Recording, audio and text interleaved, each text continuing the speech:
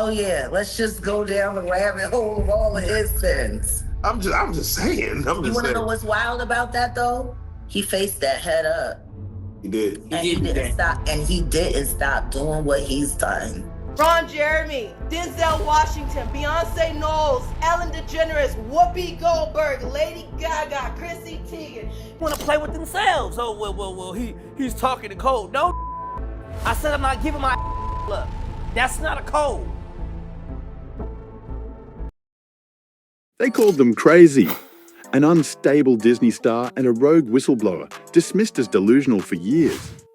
But as Diddy's empire crumbles, their wildest accusations now sound like chilling prophecy. For a decade, Orlando Brown was Hollywood's ultimate cautionary tale, a former Disney Channel golden boy who seemed to lose everything to public meltdowns, substance abuse, and arrests. The official story was simple: another child star who couldn't handle the pressure of fame. But what if the madness was actually a calculator? I feel like a lot of people understand that, you just got to be careful with what you play with when you're playing with the intelligence of a certain individual. You know what I'm saying? You gotta make sure you be careful, because normally where there's smoke, there's fire. Nobody's gonna keep on, poking at the bear if there's nothing to poke at the bear with. And back then I was poking at the bear, bro. Like, I was poking at the bear. Orlando faced arrest after arrest for domestic violence, substance possession, and breaking into buildings. Yet he was consistently naming the same industry figures. He was documenting a pattern of mistreatment that federal investigators would later confirm through raids, wiretaps, and witness testimony. The internet called it delusional rambling. Law enforcement now calls it evidence. If you want more deep dives into the dark side of celebrity culture, hit that subscribe button right now for more stories from the Fame Game, the genius of acting crazy. Orlando is highly intelligent. Imagine what it was like for him to wear this crazy persona for so long. Hey. The oosh gosh whoosh wash. Orlando's brilliant. Right. Yeah. Y'all spent time with him. We did. Yeah. He's highly intelligent. Yes. Imagine what it's been like to wear this character for this long. No. I can only... That he does is a character. Actually, the he does online is the best acting he does. The erratic behavior he displayed wasn't a mental breakdown. As his friend, singer Jaguar Wright saw, it was a survival strategy. When you're exposing billion-dollar predators who control media narratives, acting unstable becomes a protective camouflage. They can't silence you for the truth if no one believes you're sane enough to tell it. If you want me to act high, I'll act high. If you want me to act drunk, I'll be drunk. If you want me to say some Raven I'll say some Raven it's now we're watching these interviews, and like I've said before, it's at a 1 hour and a half, and we're not turning this into a movie. Who needs to be fired? Who needs to be fired? We're watching these interviews at 100, Orlando admits he calibrated his revelations based on platform tolerance. He knew exactly how much truth each interview could handle before triggering retaliation. After every appearance where he exposed too much, he alleges that attempts were made on his life. His so-called manic episodes were actually strategic retreats. And, before there was an Usher, there was an Orlando Brown. Before there was a Tiana Taylor, there was an Orlando Brown. You're a legend. No denying that. Before there was a Bow Wow, there was an Orlando Brown. Before there was a Sierra, there was an Orlando Brown. He knows what he's talking about. Before there was an Usher, there was an Orlando Brown. Before there was a Bow Wow or a Tiara, there was an Orlando Brown. He wasn't the first victim, he was the first witness. He chose to sacrifice his career to document systematic abuse, only to be rewarded with public humiliation and financial ruin. If you're finding this deep dive compelling, go ahead and give this video a quick thumbs up. It really helps the channel out. The Craig Mack Protocol. The power structure Orlando exposed wasn't random abuse. It was systematic leverage acquisition. Access to Diddy's inner circle required specific intimate sacrifices.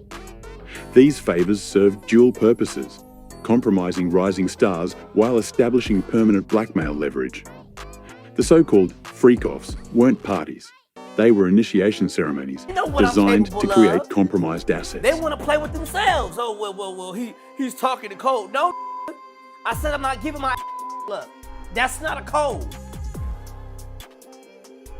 Ain't no code to that. I'm not bending on even no couches. Y'all ain't running up my asshole. Ain't no studio for me to go to go. Federal investigators now confirm this pattern. Take the devastating story of Craig Mack, Bad Boy Records' first major star. After his success was eclipsed by Biggie Smalls, Mack tried to leave the label. Diddy allegedly forced him to buy out his own contract, financially destroying him. Mack fled to South Carolina and joined a religious cult.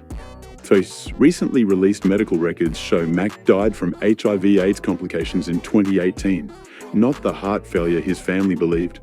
This wasn't a coincidence. Industry insiders describe a pattern. Rising stars who resisted the system or knew too much faced career destruction, You're on the financial outside ruin, looking in, or and you worse. become a person that can be close to Puff. Man, you made it, is what you're thinking. Okay. You never thinking these problems is gonna happen, but when he pull his out, Yeah. you know what I'm saying? You better suck it. So if you, no, it's not just you better suck it. It's you know, you better f it and suck it. Yeah. And hire. The Craig Mack model was the template. Use, compromise, discard, and silence through isolation and medical neglect. The Usher-Bieber pipeline. The network's control structure continues to operate across generations. We see it in the allegations against current hip-hop elites like Meek Mill and Rick Ross. Federal court documents specifically reference a Philadelphia rapper who dated Nicki Minaj, widely understood to be Meek Mill, who allegedly engaged in Saw intimate this acts with lawsuit Diddy for that career made it advancement. seem as if perhaps Diddy and Meek Mill had. I mean, to each their own. And why would they not have when they're gay rappers? They. Do you think Meek Mill's gay? We all know. Rick Ross is described by industry sources as Diddy's muscle for recruitment operations. The most shocking example is the Usher-Justin Bieber pipeline. Bieber was legally placed under Usher's guardianship for industry development. The timeline is devastating.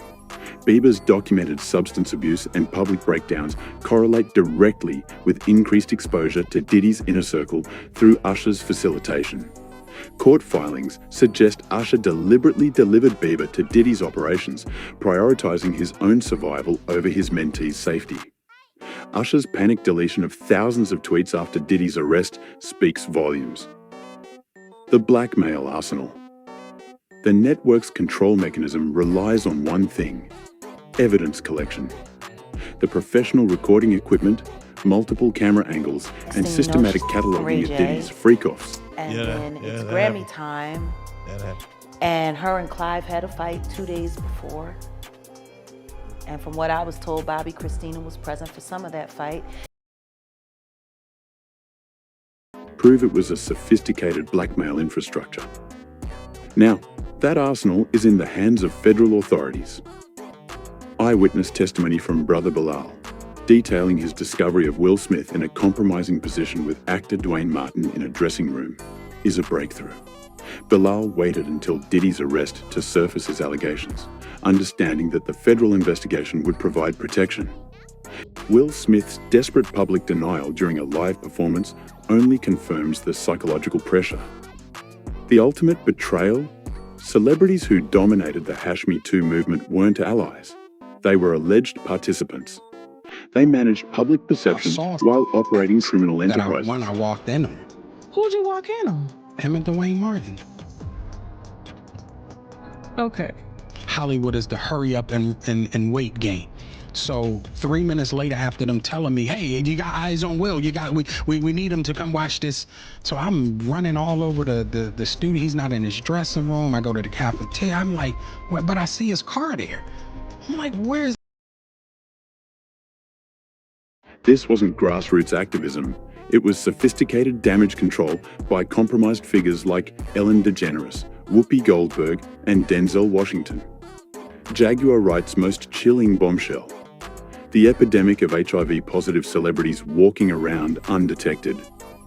This is allegedly systematic infection used as leverage and control, a biological crisis component designed to ensure permanent silence through the medical dependency.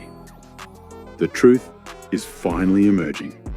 The crazy prophets were the only sane voices in an insane system.